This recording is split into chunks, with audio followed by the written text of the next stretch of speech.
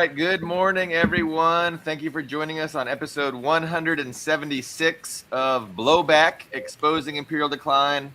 I am your co-host, one of your co-hosts, Billy Bob. I'm here on the West Coast. It's 9 a.m., a little bit after 9 a.m.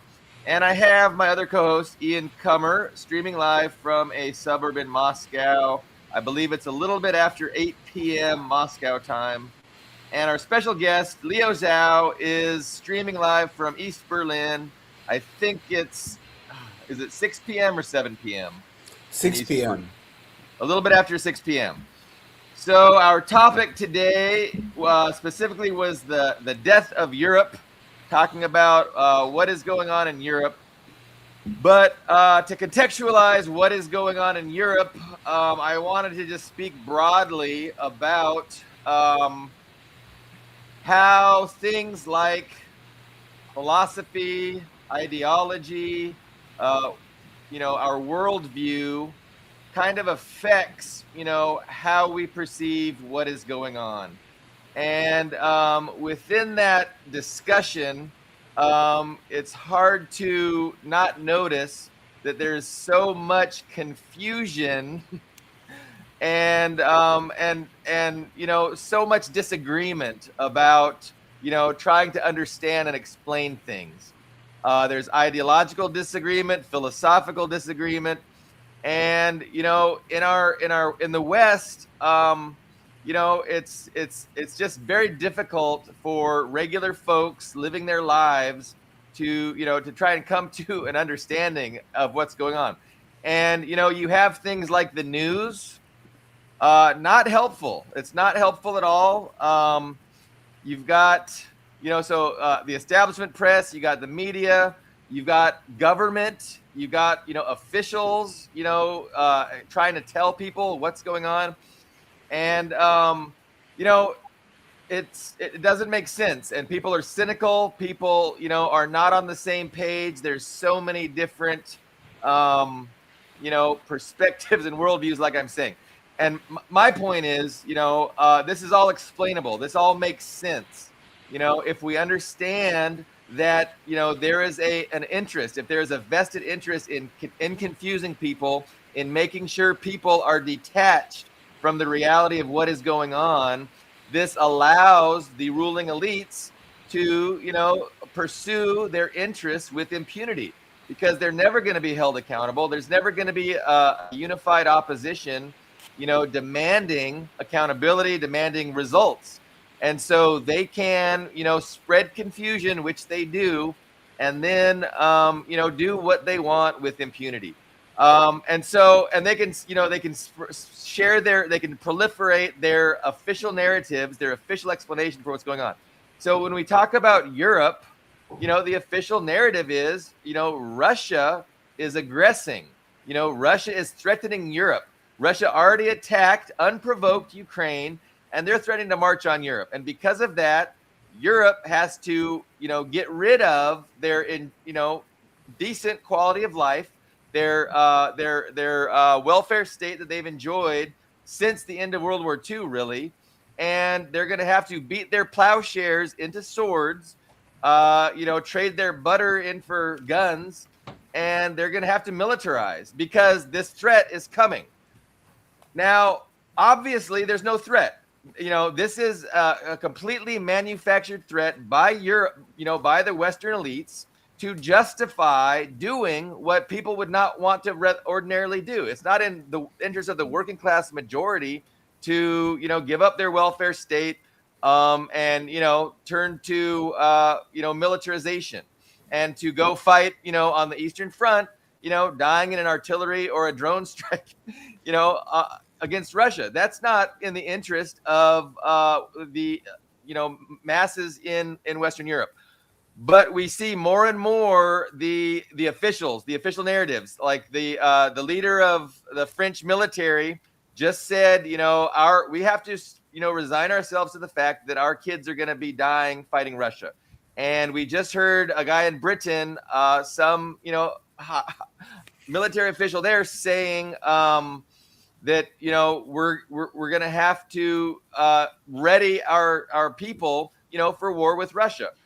So this is the direction. The question is, why is it going in that direction?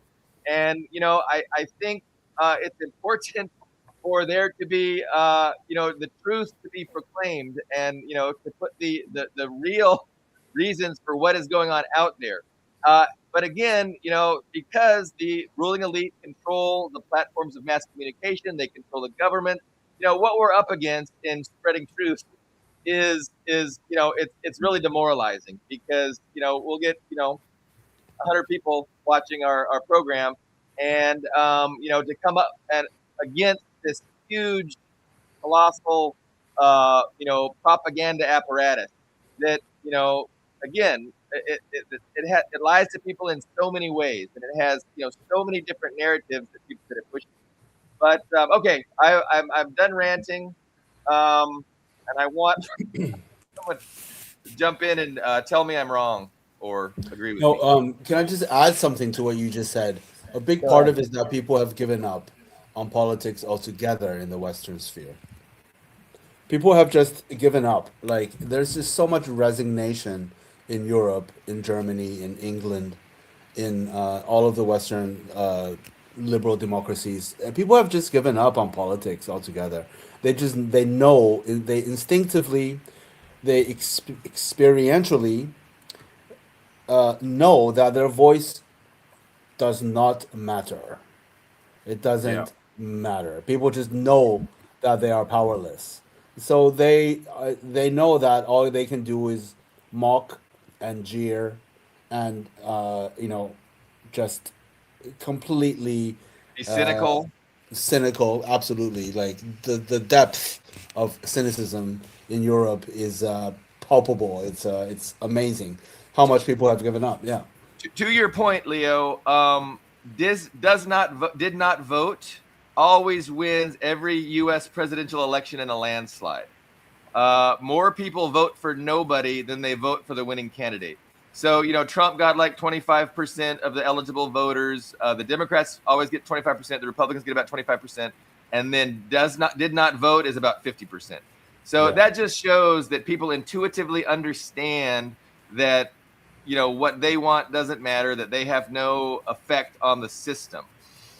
But yet, Well, what is the narrative that we hear? The narrative that we hear is we're the best democracy in the world. We're a shining city on a hill. We need to export our glorious democratic system, the oldest democracy on the planet, hundreds of years old, to other countries. And these poor backwards countries need us to liberate them, to infiltrate their backwards societies, and teach them, how to be good like us. Uh, Go ahead, Ian. yeah. So I mean, I see what Leo's saying as far as the cynicism. There is European. There's a stereotypical cynicism. There's British. And there's several flavors of cynicism depending what country we're dealing with. But I don't know if I would call it resignation. Now, granted, I don't live there, so you might be getting a completely different perspective on the streets. But I see more, not resignation, but they seem very agitated. Like they are riled up against Russia. They're to an extent riled up against, what they see as threats against their way of life, and very willing to do that guns for butter scheme. It's not. So I don't. So from the outside looking at, I don't see. It seems to be a consensual exchange. They're Sure. agitated. They're agitated. Like we accept. Go ahead. Sure, absolutely. There's the passionate, imperialists. There's the diehard, adherents to the liberal capitalist imperialist ideology. Absolutely, there is that passionate section of society, but I think it's a minority. Most people, like Billy was saying, don't vote. The voter turnout in Germany is very low. The voter turnout in England is very low. But yeah, absolutely, we have the loud and passionate minority who absolutely are desperate, are agitated, are panicking at the prospect of losing their, exorbitant privileges, if only emotionally. attached to their position on top of the world for several So centuries now. if we went to a cafe, let's say in just Berlin, there's a stylish cafe in Berlin, and um, surveyed the people that happened to be in that cafe, what do you think? Just in very broad terms, what kind of answers would you get? If we ask, what do you think about Russia? What do you think of the idea of war, tightening the belt, and just listed off those top 3 or 4 ideas we keep hearing about. Well, if you want a chic cafe, that means in the more well-to-do part of town. Yeah, I mean, actually, all over it would be negative. Obviously, people would say Russia is a terrible country. Russia is. We should never have depended on them for energy from the beginning. The problem is building Nord Stream pipelines. The problem is, engaging with our neighbor at all. But that's like absolutely the majority. But I think people just repeat what they hear on the radio and on TV. But I think most Yeah. people don't care that much at all. If you ask them what they think, they will say that, but they actually don't care, and they don't, vote, and they don't. So they passively agree with it, but now that but so you're making it sound very passive. So when it comes to something very that requires active participation, like let's say sending, just to throw out an example, sending a contingent of troops to Ukraine, for example, what kind of when this actually comes to putting skin in the game, what do you think would be the public reaction? People are against that. Yeah. People say Russia is a bad country, but it's not our job. People are absolutely against sending their own children or brothers to the front line, or even, I mean, sorry, poll after poll have revealed that majority of people want to stop sending weapons and want to stop. I'm not sure about the sanctions, but definitely stop sending weapons to both Ukraine and Israel. Um, it's understandable after the years and years and years of propaganda that people have a negative opinion of Russia. But right now, that negative opinion of Russia hasn't really affected them tremendously. Like, the economy is suffering due to the whole thing, but people, it hasn't gotten that bad. But when they're asked to be drafted, when the economy really starts to bottom out, that's when you would assume that they'll be like, yeah, I don't like Russia, but this is some bullshit. And so right now they have the luxury of hating Russia, and it doesn't really cause them to have to sacrifice. But when they do start having to sacrifice a lot, I think that's when the propaganda is less effective. So yeah, I mean, the working class, yeah, I assume they do have a the propaganda works. It's advertising. It's like advertising is effective. Advertising works to a point, but it also, it's not it's not a panacea. It's not perfect, and it has its use, but it's not everything. And I think, when people actually their lives start suffering, I mean, that's where it shows that it doesn't work. There was other things that were said that triggered a lot of thoughts in my brain, and they have since left my brain. We have a good number of live viewers, and yeah, we encourage your comments, agreeing or disagreeing. But the greater context of Europe being asked to change their model from a welfare state to a militaristic state. I mean, it seems pretty overt that is what is taking place right now. And the alleged justification is that this, unprecedented threat that Russia reveals, but it seems obvious that this is a totally manufactured threat, right? That this is a threat that has been provoked, and Russia doesn't actually threaten Europe at all. Russia would like to go back to the status quo where they were supplying Western Europe with energy, and it was win-win trade. It was great for Europe. It was allowing their industries to be competitive, and it was great for Russia because they had a great market for their oil exports. And that is what Russia would like to have continue in perpetuity. But so it's not Russia that is pushing this; it is the West that's pushing this. And why? Specifically, the United States, right? Because the United States does not want a united Europe and a united Russia to, to be a counterweight against U.S. hegemony and Western hegemony. And who is on board with that? It's like the elites of Western Europe are also on board with that because why? Because they see the United States as the best guarantee of their own interests. Well, they get As money from American companies too. I mean, they're I mean, I would even just say they're almost comprador governments. They're colonial governments. They take money from American companies to at the very least to an extent. Whether or not they admit it, they sell out their own countries.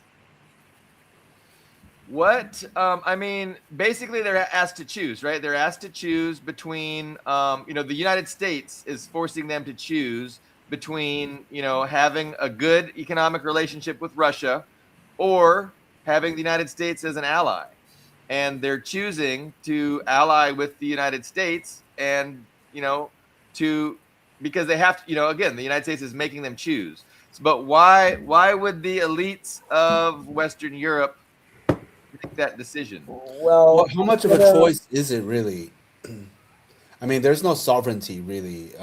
Sovereignty in Europe has not existed, I would say, since before World War II.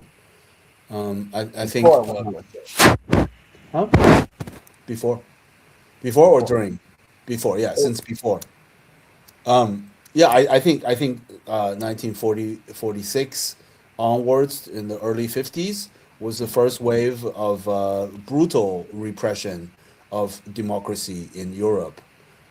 Operation Gladio. I would encourage anyone to look that up. Operation Gladio, the stay behind U.S. American soldiers, troops, military presence in Western Europe, in Italy, France, England, Germany, that actively suppressed socialist parties, which were very strong, once again, very, very strong after World War II, after the Soviet defeat of Nazi Germany. That was very inspirational for all the people of Europe. And the socialist parties were very strong in the post-war years. They were systematically suppressed by the stay-behind troops of the U.S. empire. So I think that was the first wave of brutal suppression of European sovereignty, and then the formation of NATO, the mafia,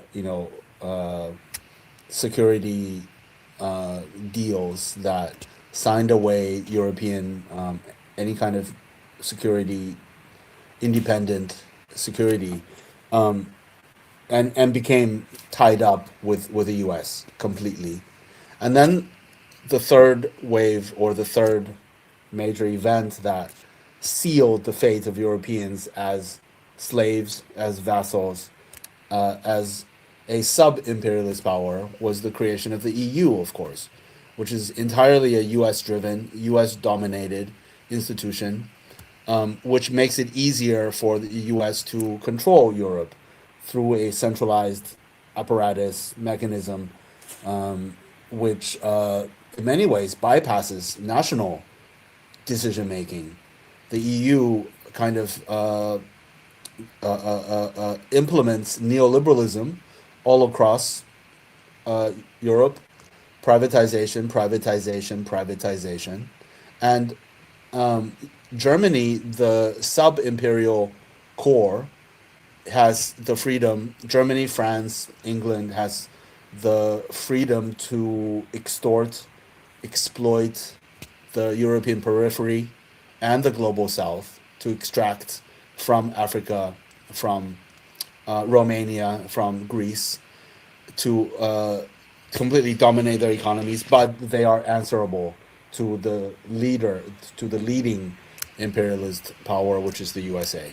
So they're junior partners that are allowed to be top dog in their own neighborhood regionally, and the EU, I think, sealed the deal, sealed the fate of Europeans vassals, as vassals, and now um, this vassalage is complete, right? There's all of the leadership class in the EU are total Atlanticists, are total American lapdogs, puppets, and they serve U.S. interests. And so the EU is no longer really even necessary. So that now there's talk of disbanding the EU. Now there's even talk of, maybe now it doesn't even matter because the project is finished. The I would say European nations and peoples are not even slaves. They are like hanging pieces of meat for the vampire to suck the blood out of. The desperate vampire that is in decline, so it turns to its friends to bleed them dry. You said a lot there, and I'm determined to jump in before all my thoughts escape me. Well, Go ahead, Ian. there's an easier explanation. I mean, look at Macron. I mean, Macron facilitated the General Electric deal when he was the Minister of Energy. When he was the president, he facilitated the deal for Uber to circumvent French labor law to get in, which of course gave him a huge advantage over the France's native taxi companies. So it's just there's a very obvious personal benefit to being with the USA, and if you're against the USA, well, you go to jail, like that French official who traveled in 2000. Is a very famous case. If you look him up, 2013, French businessman who was in their energy ministry went to the USA. They threw him in jail, and that was essentially blackmail to agree to the sale of French energy infrastructure to General Electric, which is an American company. So you're describing, the reality in which Europe it has been captured and is a vassal and does not have sovereignty. And I want to go back to what Leo was saying after World War II. It's true that the socialists were very strong. And what is socialism, right? Socialism is democracy. It's the ideology of the working class majority. And the ideology of the working class majority says, hey, we should have control over our own government. We should run government in the interest of the working class majority instead of in the interest of the ownership class minority. And that's a threat to the ownership class, right? The ownership class wants to run the government. The ownership class wants the policies decided based on the best interest of the ownership class, not the working class. And so they see the ownership class, the working class, as a threat that, again, they went to extraordinary lengths to defeat. So Operation Gladio was definitely one of those things where the CIA and the special, the intelligence units of the Western elites, conducted their own terrorist bombings, for instance, and then blamed communists, blamed socialists to destroy people's support for socialism and communism. And, all kinds of things happened in Operation Gladio, assassinations, political assassinations, false flags. And these are all on the record, right? So they were very successful, not only in Western Europe, but also in the United States, in destroying organized working class political formations, unions, political parties that really, preach, hey, class struggle and, socialism. Like the Black Panthers. Yes, that came later, but the attack on unions happened, and the attack against the black community that was the most revolutionary. Like the most revolutionary community are the most disenfranchised. Those that have the least to lose are the most dangerous. And so the United States saw that clearly and targeted, the Black community specifically because they feared it and they were threatened by it, and they went after it and they were successful. I mean, if you look around now, I mean, it's like they've really been successful at this effort to make sure that there's no organized working class political force that can hold them accountable. Now, you mentioned the EU, and I want to agree with you that the EU, I mean, at the time, I perceived it and, to be the way that how they have in the United States, a race to the bottom. We're talking about economics, and we're talking about each state would try and outdo other states to entice rich owners to come and start their businesses. So it was a race to the bottom as far as labor, benefits, labor wages, and things like that.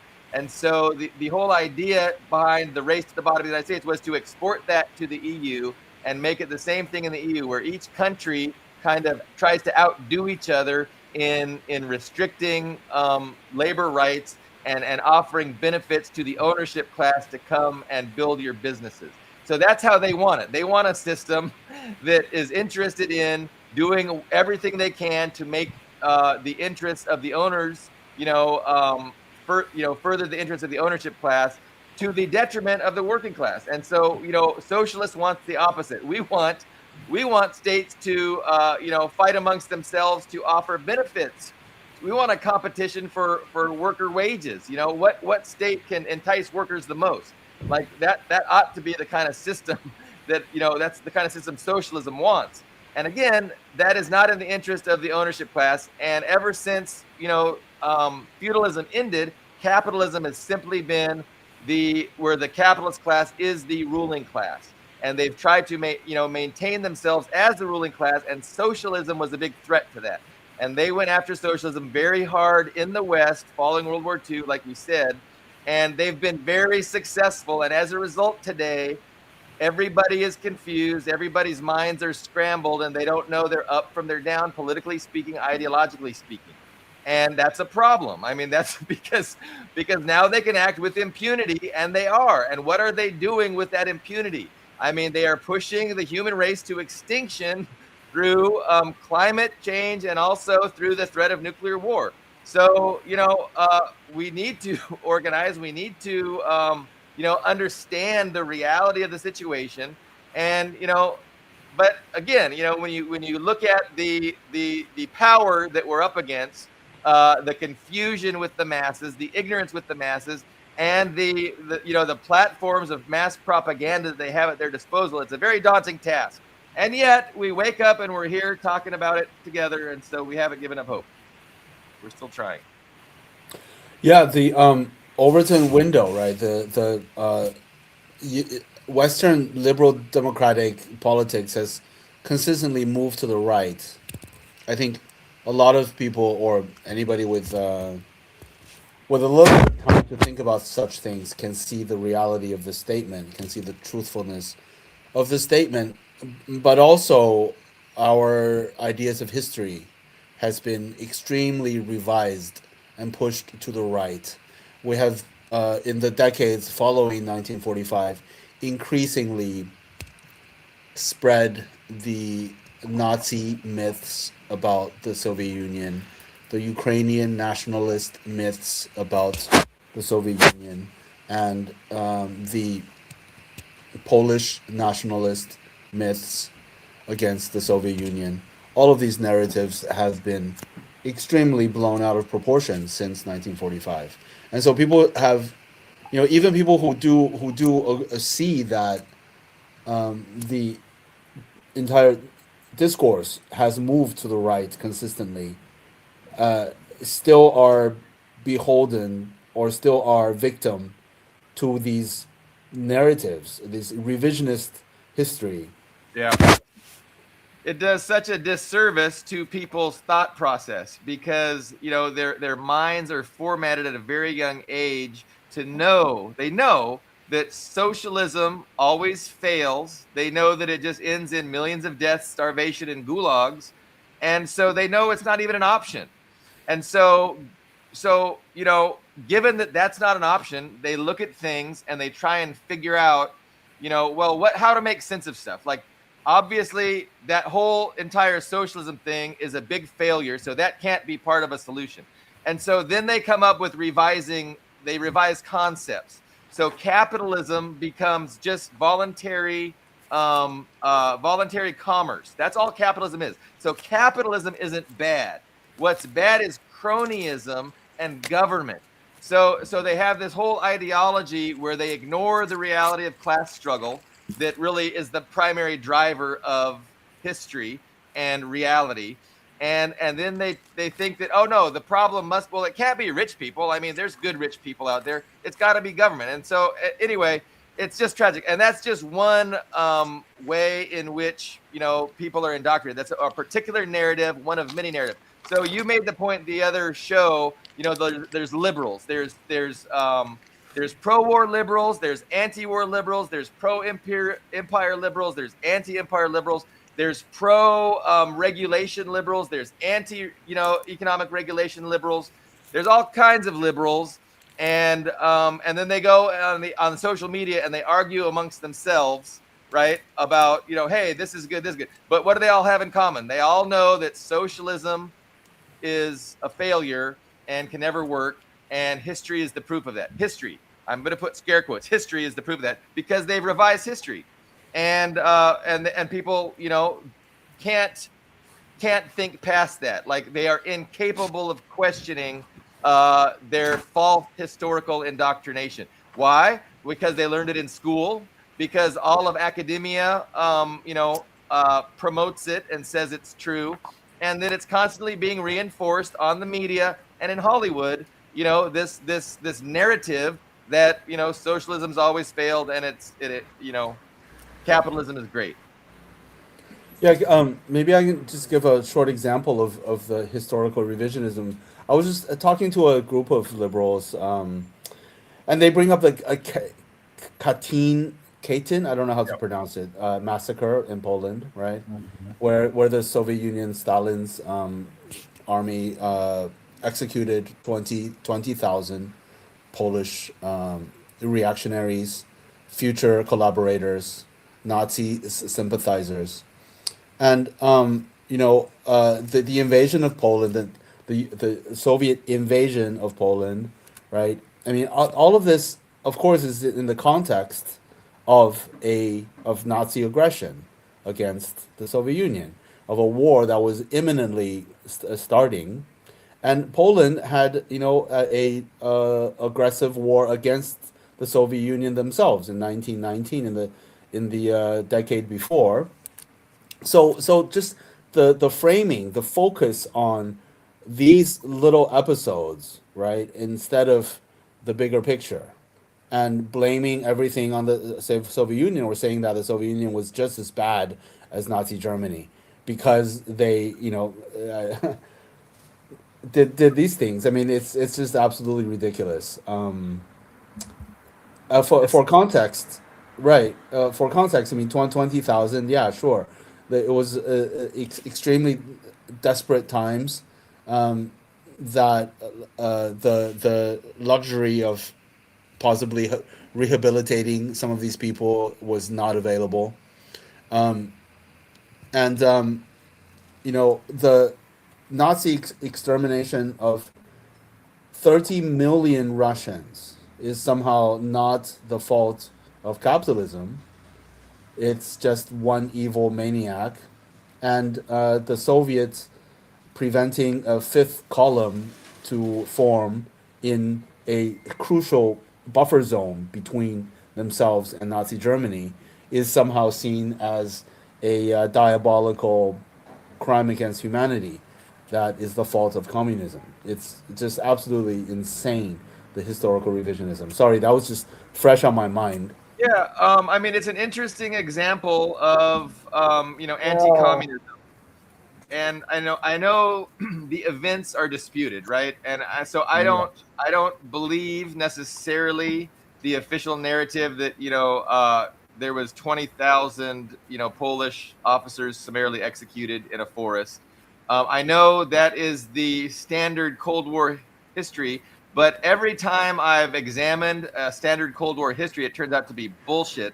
So now, but I don't know, and I know Grover Furr has a whole bunch of research debunking it, and there's archaeological evidence showing that it was the Nazis that committed that atrocity, and it probably wasn't 20,000. It was probably a lot less, but I don't know for sure. But you're right. So the point is, why get hung up on that one thing, and anybody looking at the big picture is going to see reality for what it is, which is an unprovoked Western aggression against what they saw as a global threat to capitalism, to the the exorbitant privilege that the Western ruling class enjoyed. And the Soviet Union was a threat to that because they were the threat of a good example. And if the Soviet Union succeeded and did good, I mean, what is stopping the Western people say, I want that too. I'm going to overthrow you, you capitalists who are, misruling us. So, the Soviet Union was a direct threat to their ruling class interests. And so what happened? They created a Nazi war machine, a fascist war machine, and they invaded in the largest invasion in the history of the known universe. The largest army ever assembled was created and invaded the Soviet Union using racist rhetoric, using Aryan supremacy and the Übermensch, the Untermensch, the less than people, the Slavs, who aren't really people, and we're going to go in, we're going to colonize them, we're going to take their land, we're going to take their resources, we will rule over them, was literally the justification for attacking. And so it was a genocidal, racist, largest land invasion in the history of the known universe, and it killed 30 million people. And so again, in that context, if what the anti-communists say is true about Katyn, I mean, that's the context within which it took place. And it's also the context within which, for instance, they did, the other things the anti-communists will say, for instance, the Tatars, Tartars, who are those people? Yeah, okay, those people, they overwhelmingly sided with the Nazis and fought with the Nazis. And so instead of having them behind the lines and causing havoc, they were all relocated. It's true. They were ethnically cleansed from the areas that they inhabited, and they were relocated elsewhere so that they would not be a fifth column against, the Red Army as they were battling this titanic struggle against the largest fascist army ever. So anyway, there's a context to it. And just one small addition. At the same time, that's not all the Soviets did, was get rid of the fifth column. They also rescued 350,000 Polish Jews. They were rescued and relocated to safe areas. So I mean, anyway. Yeah. So so as far as the Tatars go, I mean, they love to bring up the Tatars. It's like, well, here's the thing. Right? When Crimea was under Ukrainian, was a part of independent Ukraine from 1993 to 2014. They were not repatriated. It's just the government was not interested in repatriating them because they're not Ukrainians. The Tatar population in Crimea has actually increased significantly in the past 10 years. And the reason why is because the new authority there actually takes repatriating Tatars seriously, which Ukraine did not. I mean, so Ukraine was fine using them as a prop for, the poor Tatars oppressed in Crimea. It's like, well, when you actually had Crimea, you weren't repatriating them. You were deliberately, intentionally dragging your feet on it. So that's... no, that's a good point. That's the hypocrisy, right? The hypocrisy condemning the Soviet Union for their treatment of the Tartars, and then not doing any better once they were in power. I mean, that's a good point about the hypocrisy. But Todd, draws our discussion in an appropriate towards an appropriate objective here. So, history is kind of repeating itself, right? So, the Soviet Union came under attack because it was a threat. It was an ideological threat, and it was the threat of a good example. And that's why it had to be mercilessly, attacked and then economically encircled and suffocated, after the war ended. But what's going on today? I mean, it's a very similar dynamic with, China being run by a Marxist-Leninist party dedicated to furthering the interests of the working class majority and having not just tremendous success, but unprecedented, unparalleled success with regards to improving quality of life, improving access to opportunity, raising living standards. Like, it's unparalleled, coming from the worst, the poorest country in 1949 to the richest in 2025. And it's a tremendously dangerous example of what is possible, and it's why China is in the crosshairs. And Something happened to your audio. Yeah, your audio went. Billy? It's because I was making the best point. Okay, now it sounds Yeah, better. that's Okay, it. go on. Well, yeah, that sucks. So I was making the point that there's a historical parallel. The Soviet Union was a threat due to, a threat of a good example and an ideological threat where it was a government seriously interested in furthering the interests of the No, working class. that part we did get. Yes. I don't know what else I was saying. No, you were saying China. China is No, I a was making the parallel between ideological that's what threat. China Yeah. is now. So now, China is the threat of a good example, and China has more than any other country, demonstrated with the most efficiency how to improve living standards, improve quality of life, and increasing access to opportunity. And they've done that in the most unprecedented way in history. Going from the poorest country on earth in 1949 to the richest country in 2025. What they've accomplished is unprecedented, and that is why they're a target now of Western imperialism. So you can kind of see history repeating itself in a way, and you see, Europe militarizing. It's not a coincidence. China's rise and Europe militarizing, like, these are connected things, and it's not just a coincidence. And so It's a big propaganda machine, right? The power of U.S. propaganda cannot be underestimated. People routinely underestimate.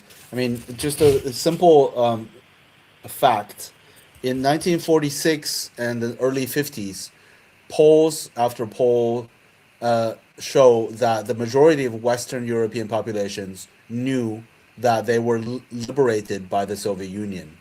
Primarily, by far, it was the Soviet Union that liberated Auschwitz. It was the Soviet Union that marched into Berlin and defeated, crushed the Nazi war machine. The Eastern Front, they did the bulk of the work.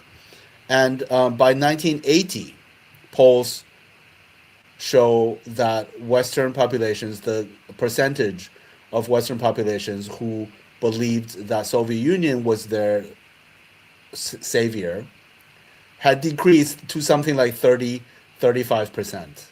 And that the majority by 1980, merely 4 decades later, had come to falsely believe that it was the U.S. and the Allies and the UK, the US, that had liberated Europe from fascism. I mean, the propaganda machine is immensely powerful. Well, we saw Saving Private Ryan, and so who are you to tell me that the United States didn't win that war? Like, I mean, I saw the movie myself. You know what I'm saying? No, and so the new thing is, the United States, won World War II, and communism and fascism are the same. They're two sides of the same coin. And it's liberalism that, we need to embrace. And liberalism opposes both fascism and communism because they're both authoritarian, and there's some other words, autocratic, authoritarians, Autocracy, yes, autocratic. autocracies. And so anyway, it's, again, this is why ideology, philosophy, history, these are really important things, and there's a reason why people are so clueless and don't know their up from their down with regards to these things. And so, I mean, it's super important to get your history right, to understand a little bit about philosophy and ideology. And class, like at the center of all of this is the reality of oppositional class interests, and the fact that, the owners of the industries who have become the ruling class, they have a class consciousness. Like, it is their class consciousness that is driving, their antipathy towards socialism. It's driving their antipathy towards, towards the working class masses understanding clearly what is going on. They are against the masses understanding clearly what is going on, and they want to confuse people. They want people stupid. And they've done great. Like, they've had a lot of success at making people stupid, detaching people's minds from reality. And I think that this also causes mental health problems. I am pretty sure this effort to detach people's minds from reality is having unintended consequences, where you see, ridiculously high suicide rates. You see ridiculously high, dependence on psychotropic medications, etc. And then you have these phenomena. Every day there's a mass shooter. There's a disaffected mass shooter shooting people up for no reason. And there's a connection between psych meds and this total detachment from reality, and it's not healthy. And again, there needs to be accountability. People need to be held accountable for the reality that they have created, and they have created this reality specifically on purpose because they fear people just having common sense about what the fuck is going on. They don't want that. And so they've worked really hard for decades and generations to lie to people, confuse them, indoctrinate them, keep them from understanding what is going on. And we see the result. The results speak for themselves. Nobody knows what the fuck is going on. People are miserable. And that's just the reality in the West today. And where is it headed? Fucking another world war with China and Russia. If that can be averted, there's still a whole issue of, climates doing really bad things and causing all kinds of problems. But anyway, you guys Yeah, are nice to hear me. Go ahead. cognitive dissonance absolutely produces mental illness. But the thing to understand is that liberalism is not the enemy of fascism. Yeah. That is the big lie after 1945.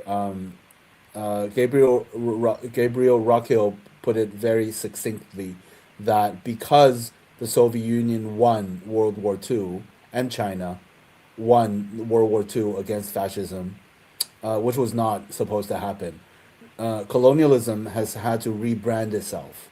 That it could no longer proceed as it had and just overtly, uh, you know, uh, conduct colonialism with this white supremacist, fascist ideology. That it had to hide.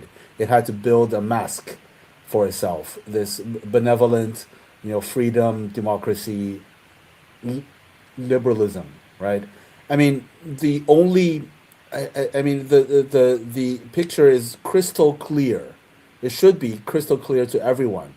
The only democracy in the Middle East, the shining beacon of freedom, uh, gay rights, feminism, human rights in the Middle East, is conducting a literal genocide.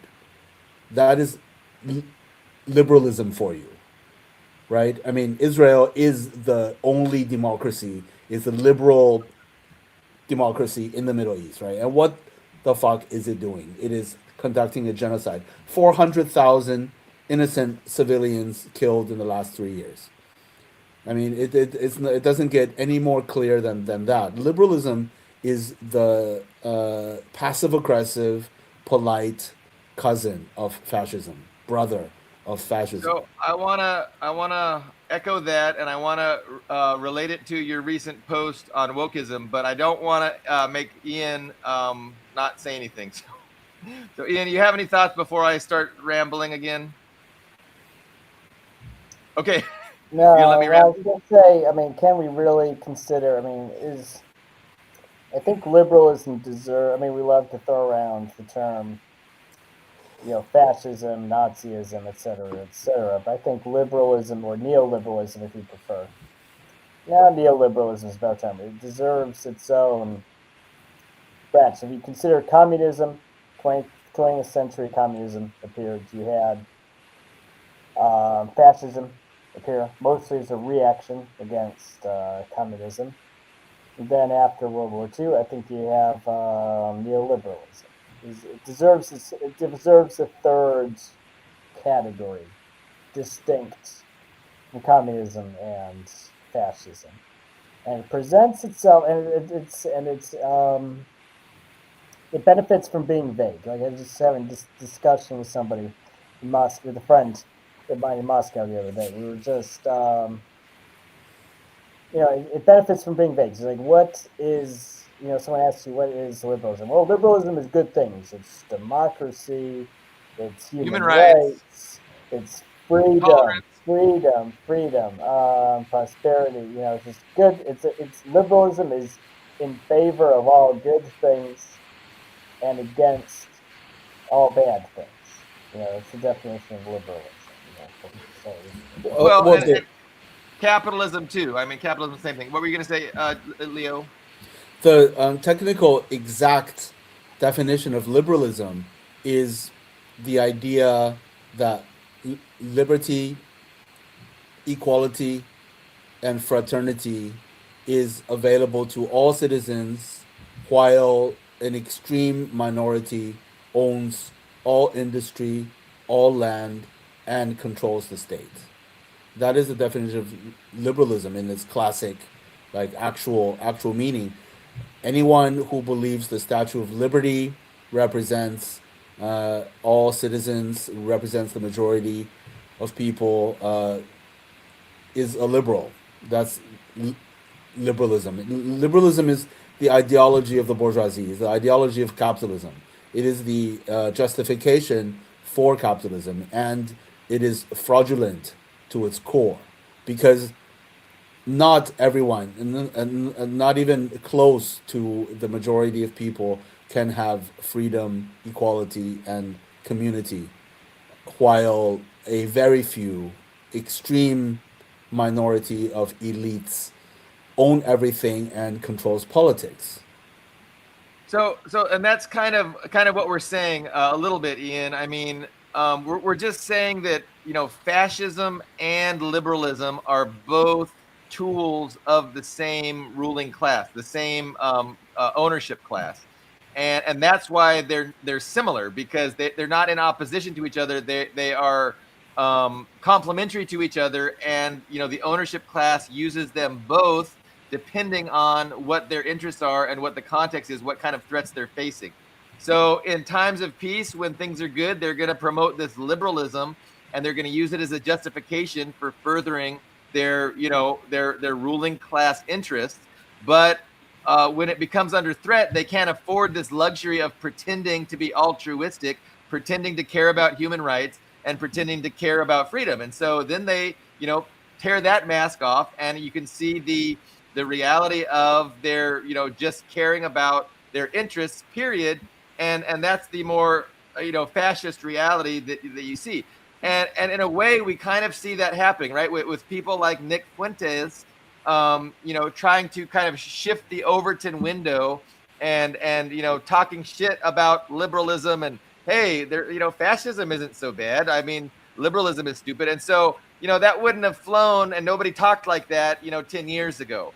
But as they have a need to adjust people's perceptions so that they can pursue their interests with impunity, not restrained by this liberal facade. They don't want this liberal restraints anymore. They don't want to be constrained by the rule of international law, by things like human rights. The the stakes are too high, the threats are too large, and they have to unconstrain themselves, and that's why they're getting just more fascisty.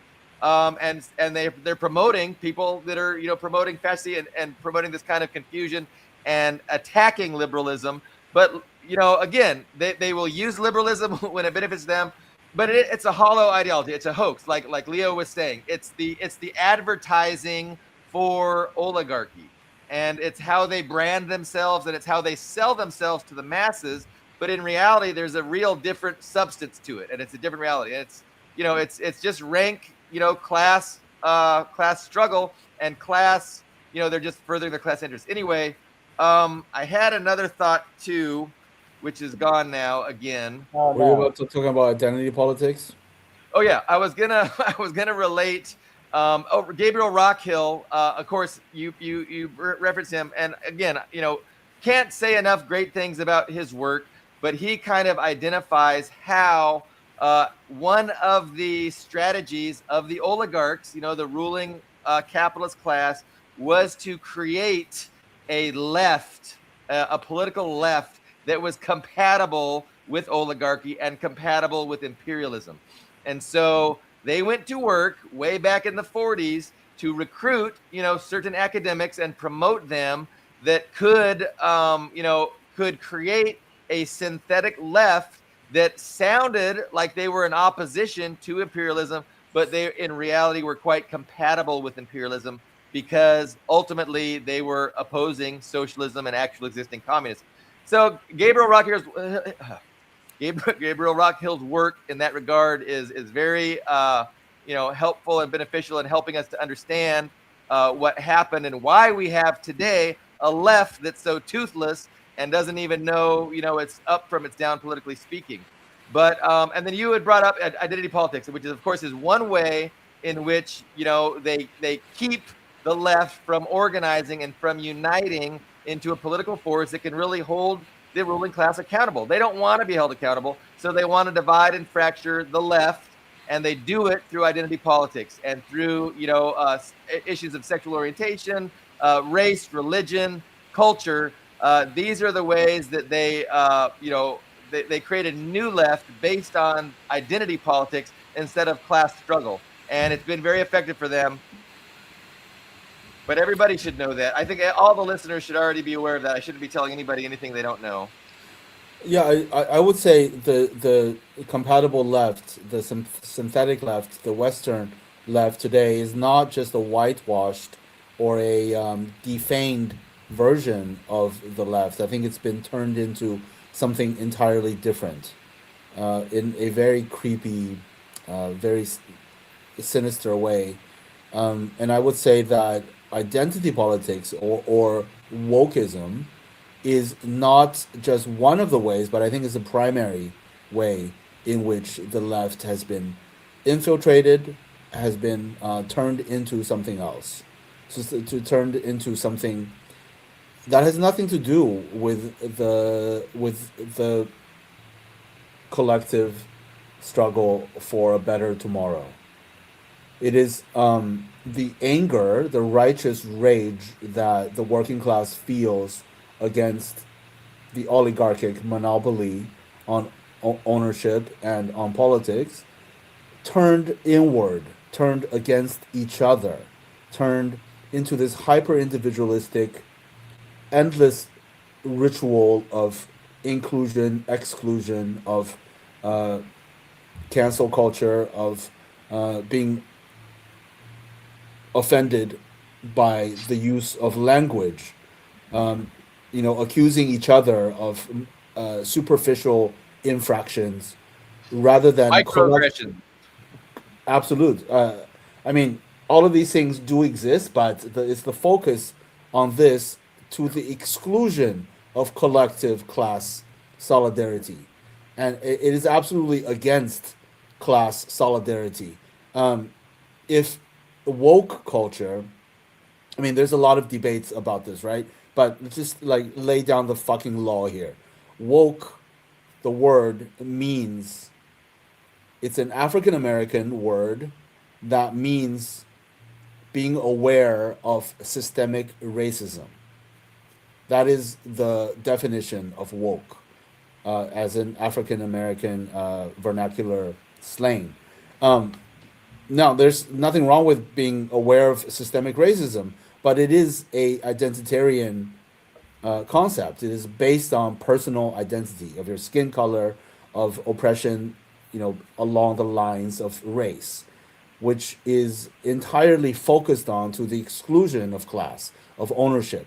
I mean, Lenin famously said the way to tell whether a movement is radical or not, is revolutionary or not, is if they foreground the question of ownership. If a movement, if a person foregrounds the reality of ownership, then Yeah. it is revolutionary. If they don't, it's not. And if woke culture, this anti-racist, sexist, I mean, I'm anti-racist. I'm not white. I'm anti-racist. I'm anti-sexism, but I'm also anti-woke, because if woke had any revolutionary potential, it would be suppressed and it would be brutally crushed by the Yeah. corporate political Yeah. establishment, It wouldn't be like the promoted. Black Panthers War, like the Yeah. Black Panthers War. If it was any threat to the bourgeois ownership class, total hegemony, domination, it would be crushed. But instead, it is embraced by the corporate establishment, by the financial establishment, by the U.S. military, by the IDF, by the Israeli military, by the genocidaires, by Capitol Hill, the political establishment. Like, it's crystal clear. Yeah, and you're just kind of describing this compatible left that's been created, this synthetic fake left that's been created because it does not threaten the status quo. And so that's why it's promoted, and it's like a vacuum. It sucks all the energy out of the left, focusing on nonsense that's not threatening to them. So yeah, no, I appreciate that commentary, but I do feel like poor Ian is being left out a little bit, and I'm sure No, he I'm has. just listening. When I want to say something, I say something. Okay, okay. Um, Well, because the show is about the death of Europe, so maybe we should, because we're talking about communism, we're talking about liberalism, maybe we should bring it back around, circle back Sure, as sure, sure. our former speaker, our former press secretary, if you remember her, Jen Psaki, who would say, let me, people would ask her questions, she'd say, let me circle back to that. Maybe we should circle back to I didn't get your Europe. Saki reference, but now I understand what you're saying. Yeah, no, we can definitely circle back, like Jen Saki said. Yeah, so what's going on now? Maybe I ask you guys a question. Do you think that behind closed doors, Trump, while saying that he wants peace in Ukraine and the war to stop, that he's actually, or not Trump himself, but the U.S. establishment is behind closed doors, egging on and directing the European bureaucrats to continue the war? My take on that is I don't think Trump was when he was campaigning to be president. I don't think Trump was lying.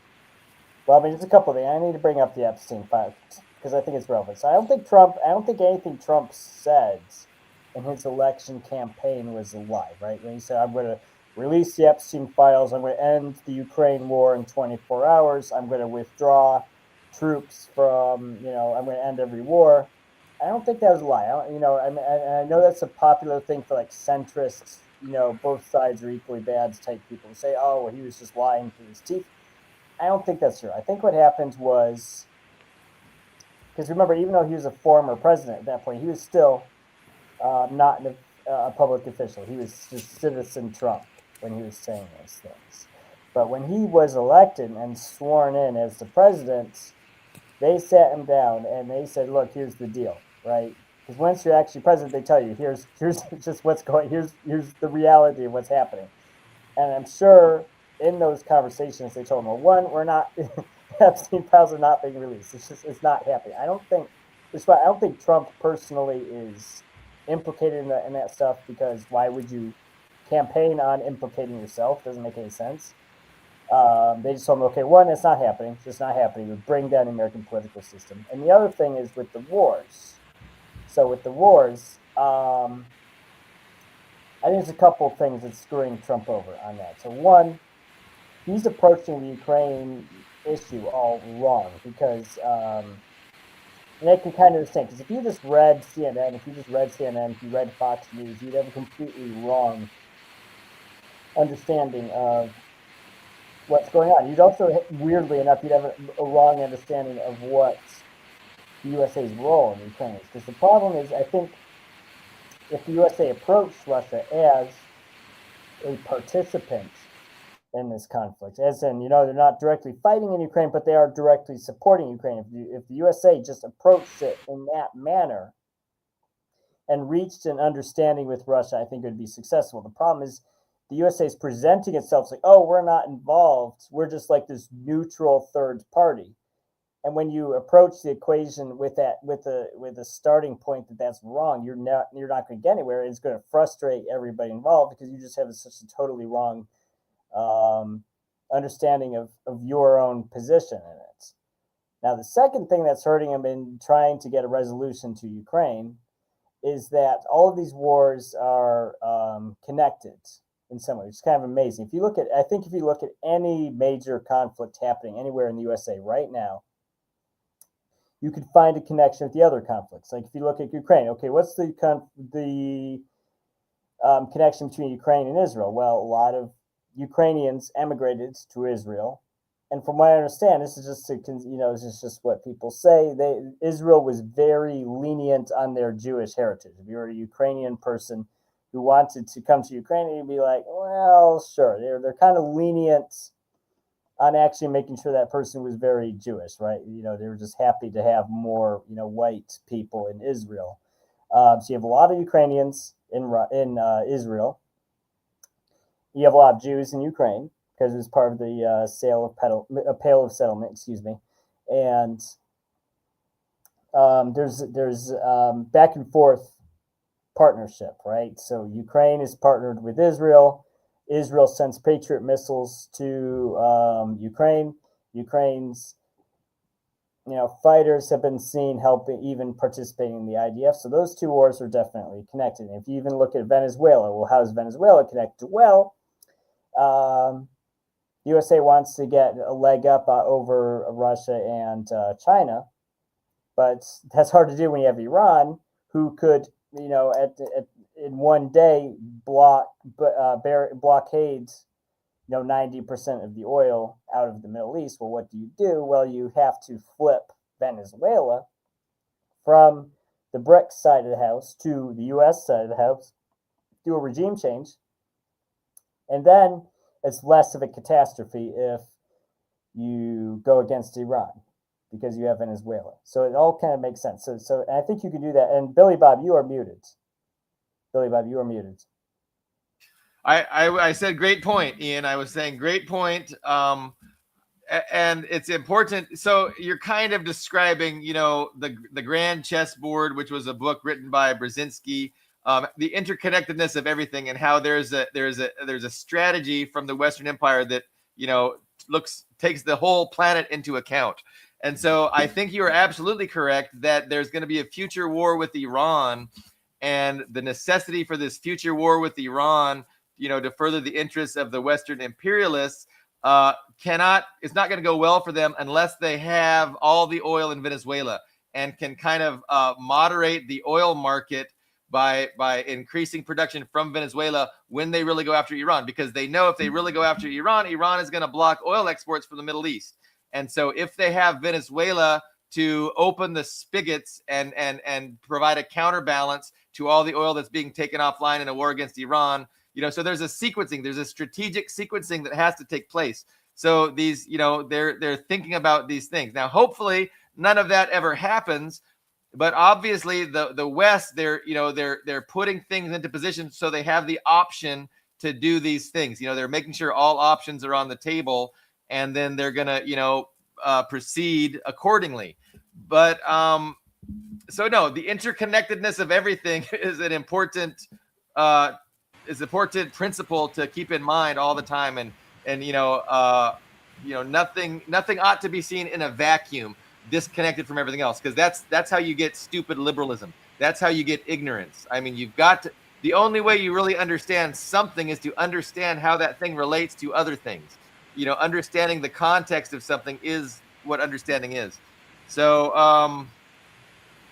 Yeah, all of the conflicts unfolding across the world today, in Sudan, in the Congo, um, in Eastern Europe, in West Asia, in that's might be about to pop off in Venezuela and South America. It's absolutely all connected to the decline of imperialist power, the decline of U.S. hegemony, and the desperation of yeah, needing to secure minerals, access to resources, in order yeah, to conduct a future war against China. It needs to be all understood in the context of a world historic rise of the former colonized peoples, uh, led by China and Russia to a certain extent, and Iran. Um, so this is the big context, and I think all of the conflicts, all of the horrendous violence that is happening. I mean, in Africa is the least talked about. Even Western Marxist Leninists, anti-imperialists, like don't bring these things up enough. I mean, these conflicts, what's happening in Sudan is absolutely horror. It is absolutely horrendous. In many ways, worse than Palestine. But yeah, the desperate need to secure resources, and Venezuela is about the same thing: securing oil, securing minerals, in its economic competition with China, and preparing for a future war against China. and how liberal is it to just attack a country, overthrow its government, and take its resources? Like, that's not a liberal thing to do. And that's Oh, why, well, I mean, so there's, I mean, okay, look, again, there's the advertising of liberalism, and then there's liberalism how it's always behaved, and that's kind of our point, right? So the advertising, liberalism is just advertising, and underneath that there's a real behavior, there's a real, they're pursuing their interests without any kind of liberal restraints. But liberalism is the window dressing, the advertising to sell that, and to keep the people from seeing exactly what's going on, to confuse the people. It's a double game. They're playing a double game where they're saying one thing and doing another. But it's, so that's what I'm saying. The constraints of liberalism need to be jettisoned. They're trying to get rid of these liberal constraints, and that's why you see, the international law. International law means nothing anymore. Nobody cares about international law. Even the Democrats aren't. They're happy with Trump, and they want Trump to get Venezuela's oil. They know it's an imperative, and so they're not gonna. There's no opposition at all to what he's doing. And they're not going to be, because ultimately they work for the same, the same people who have decided that this is what we have to do going forward. Exactly what Leo said. We have to disconnect from China. We have to isolate China economically. So all new supply chains around the globe are going to have to be, created anew, and we're going to have to find other access to other resources that we've normally relied on China to. And that way we can isolate China and really go to work, picking them apart and containing them and destroying them. So this is what is going on. And again, it has nothing to do with, any kind of vision for what is best for humanity. It's got nothing to do with democracy. It's all about, how to maintain the status quo, how to maintain this immense wealth and privilege for a tiny minority of wealthy capitalist elites who have been the ownership class in the West ever since they overthrew feudalism. And it's the same people that have been in power and doing their best to maintain that power. Am And I this has repeating myself? Good. no, no. This has everything to do with the resignation that I mentioned earlier. All the liberals in the West, yeah, they are just resigned. They are not even using their brains, in a minimal rational capacity anymore. I mean, besides Israel, right? Uh, the glaring reality of liberal democracy committing genocide, right? Yeah. Or even the historical fact of all of the Western liberal democracies having supported apartheid South Africa, all of the liberal democracies of the West having supported Pinochet, having supported every U.S. Installed puppet dictator, fascist dictator in the global South after the formal independence, after the end of formal colonialism. Even besides all of this, right? I mean, the fact that Trump is threatening war against Nigeria, like, are you kidding? For what? For killing Christians? Look, Saudi Arabia kills Christians. Like Syria, the his new best friend Jolani is literally executing Christians by the thousands in Syria.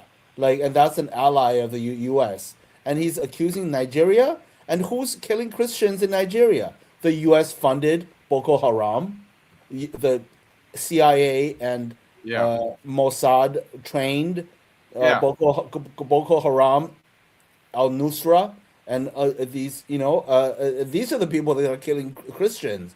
I mean, Trump or the U.S. Um, threatening war against Venezuela, but actually, yeah, liberalism is just collapsing, and we are in a very strange transitional period where the ideology, the all the liberals in the West are just running on inertia alone, on pure fumes. Like the tank is empty and the car is just running on fumes of this ideology that is already bankrupt, that is already completely collapsed. They are like Wile E. Coyote that has run already over the cliff and is pedaling air, that is running on air. Liberalism has collapsed, and people have resigned themselves to supporting this empty, completely nakedly fraudulent ideology, still believing it, still holding on to it as if it is still intact. It's a very, very strange time to be alive, but also hopeful because it is collapsing, because it will be replaced sooner or later by socialism. Maybe in Europe by fascism in the short term, but that is not sustainable. So Yeah, yeah, my big optimism is in China because I think my understanding of what China is doing is it's unstoppable, and so these efforts by these fucking idiots in the West are not going to bear any fruit, and and even and for Europe, right? Even for Europe, the hope of Europe really still lies in Russia and China, because it is not in the interest of Russia or of China to see Europe completely collapse, right? no, and it's true, Russia does not want a bunch of right, collapsed, failed states on its borders, and China is not interested right. in having a Europe that is destroyed, that is completely, completely desolate and Both completely. want to go back to like 2010, where Sure. everything is fine and we're just trading. Like that was the liberal order that the U.S. created. But now that it's not working for them, now that they see that how this is going to play out, they want to just mess up the game board and start a new thing. But we have the Danish prime minister, we have the EU bureaucrats. I mean, still harping on about this, like, just absolutely ridiculous. Like, Putin cannot win. We cannot allow Russia to win. We can win. We can defeat Russia still. And like Kaya Kallas just yesterday, I think, just said Russia does not need security guarantees. All of his right, well, they've neighbors do. We invaded do, but 19 Russia does times not in need. the last 30 years. They've invaded like 19 countries in the last 30 years. They don't need to. That's what she was saying. Yeah, exactly. I mean, these bureaucrats. I mean, the earlier thought of the U.S. deep state or whatever, that are beyond Trump, that are above Trump, still directing Europe to continue this war. I think that's a part of it, and a part of it is homegrown European chauvinism, I would say. and of course the weapons companies is which is a part of the deep state, is probably, yeah, that's probably the primary explanation for why we see what's happening today with Europe, with the European bureaucrats, with the leaders of like Merz and There's Macron. been some discussion about in this new strategy paper that the U.S. recently put out, and it's very weird. The discussion is about how they seem hyper fixated with the demographics in Europe. So why does the United States care? But they're like warning Europe. It's like the United States is warning Europe that if you don't get your demographics under control, like we won't be allies anymore. It's very weird. It's like overtly racist almost. It's like there's no other explanation for it except you're saying that you're our ally because you're a white majority, and if you're not a white majority, you're not going to be our ally. So I've seen, like, if you read the strategy paper itself, like, I mean, that's the only real takeaway from some of the sentences in there, that's what they're saying. And then I've seen other posts. What's the guy's name? Carlos Martinez recently. I read one this morning where he was pointing out that same thing, and it's like, this is just weird because it's like goes counter to the liberalism that we've all been indoctrinated with recently. The other thing that crossed my mind was Kaya Kallas. How do you say her name? I forget. But I saw her. She did an oath to Lenin back. She was a good communist when she was a kid, and like her dad, of course, was high up in the Communist Party. But what a traitor she has become.